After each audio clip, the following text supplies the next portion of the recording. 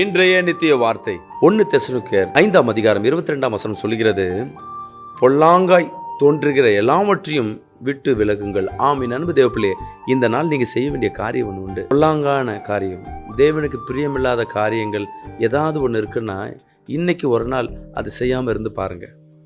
ஏன்னா பாவத்தின் சம்பளம் மரணம். தேவன் நமக்கு ஆசீர்வாதத்தை வைத்திருக்க. பாவ இருதயத்தோடு பொல்லாங்கான இருதயத்தோடு தேவனத்தில் நன்மை பெற்றுக்கொள்ள முடியும்னு நினச்சிங்கன்னா முடியாது. இன்றைக்கி ஒரு தீர்மானத்தை எடுங்க. ஒரு காரியத்தை இன்றைக்கி விட்டு பாருங்கள். எவ்வளோ பாவம் செய்யலாம், பொல்லாங்கான காரியம் இருதயத்தில் அநேகம் இருக்கலாம், தேவனுக்கு பிரியமில்லாத காரியம். ஒரு காரியத்தை இன்றைக்கி விட்டு பாருங்கள், விட்டு விலகி பாருங்களேன். இன்றைக்கி நீங்கள் அறியாதும் எட்டாதும் பெரிய காரியங்களை கர்த்தர் வாழ்க்கையிலே செய்வார். ஆமீன். அன்பு பிரியமான ஜனமே, ஒரு ராஜா அரசவையில் அழகாய் அவன் ஆட்சி செய்து கொண்டிருக்கிறான். இந்த வேலையில் எதிரி நாட்டிலேருந்து ஒரு ஓலை வருகிறது. என்னென்னா, உங்கள் நாட்டுக்கு நாங்கள் விரோதமாக நாங்கள் போர் செய்ய போகிறோம், இல்லைன்னா எங்களுக்கு உங்கள் நாட்டில் இருக்கிற பாதி சொத்தை எங்களுக்கு எழுதி வச்சுடுங்க அப்படின்னு கேட்குறாங்க.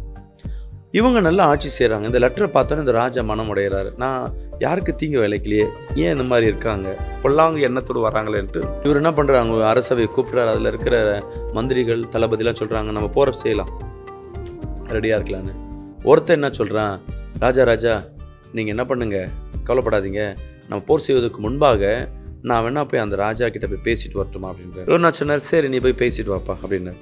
ஏன் வந்தது சொல்லக்கூடாதுன்ட்டு அவர் போனவர் என்ன பண்ணுறாருன்னா, போயிட்டு வந்துட்டு அவர் சொல்கிறாரு, சரி இந்த போரை நான் நிறுத்திக்கிறேன், எனக்கு பாதி சொத்து வேண்டாம், எனக்கு 100 மூட்டை வெண்ணும் பொல்லியும் வேணும், பொண்ணும் வெள்ளியும் எனக்கு வேணும் அப்படின்னு கேட்டிருக்காரு. இந்த ராஜாவுக்கு இதை கேட்ட உடனே 100 மூட்டை வெள்ளியும் பொண்ணும் கொடுத்துடலாம். ஒரு ராஜா அரசை தோற்கடிக்கிறதுக்கு எது வேணா செய்வாங்க, பொண்ணும் பொருளுக்காகவா இவர் இப்படி பண்ணுறாங்கன்ட்டு அவருக்குள்ள ஒரு சந்தேகம், ஒரு காரியம்.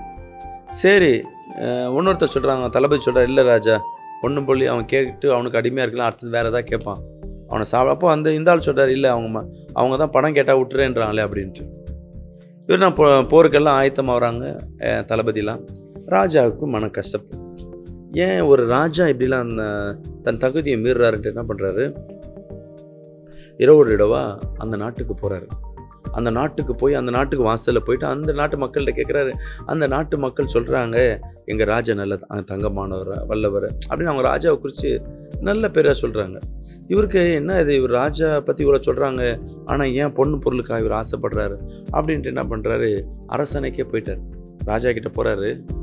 ராஜாவுக்கு தெரியும் இவங்க நாட்டு ஆள் தான் நினச்சிட்டு இந்த ராஜா கேட்குறாரு, எங்கள் நிலத்தை ஒருத்தன் எங்கள் அப்பா அம்மா கொடுத்த நிலத்தை நான் வச்சுருக்கேன் ராஜா, தெரியாத ஆள் பக்கத்து ஊருக்கார் என் நிலத்தில் இருக்கிற என் நிலத்தை எனக்கு கொடுத்துருக்கேன்னு சொல்லி அவன் கேட்குறான்.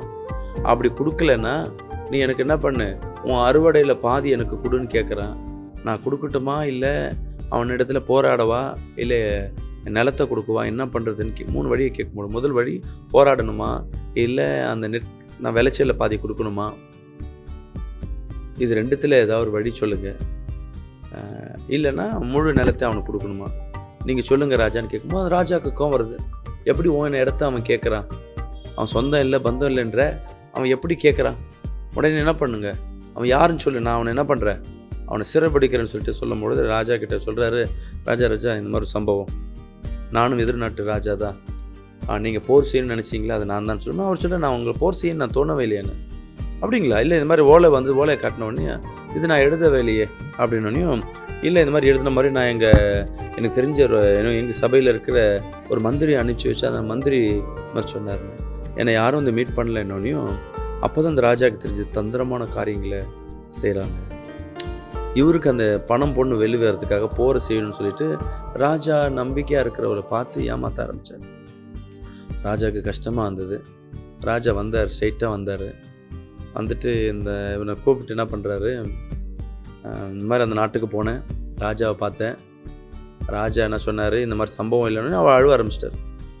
அப்போ ராஜா சொல்கிறார், நான் உன்னை தண்டிக்க விரும்பலை, ஏன்னா உன்னோட ஆசை பணம் ஆசைனால ஒரு நாட்டு மக்களையும் என்ன பண்ணிட்டேன், வஞ்சகமாக நீ பேசிட்ட, பொல்லாங்க இருந்துட்ட, இந்த அப்போ எடுத்துக்கோன்னு சொல்லிட்டு அவர் என்ன பண்ணுறாரு, அவர் பணத்தையும் ராஜ்யத்தில் ஒரு பங்கை அவருக்கு எழுதி கொடுக்குறாரு.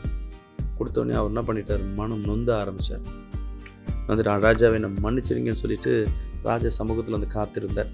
ஏன் இதை சொல்கிறேன்னா, நம்ம அநேக நேரங்கள் நம்ம தேவைகளுக்காக என்ன பண்ணுறோம், நம்ம பொல்லாங்கு செய்ய ஆரம்பிக்கிறோம். இன்றைக்கி தேவனை பாருங்கள், உன் பொல்லாங்கை விட்டு வழி விலகி பாருங்கள். கர்த்தர் உங்கள் வாழ்க்கையில் செய்கிற அற்புதத்தை நீங்கள் பார்க்கணும். God plus.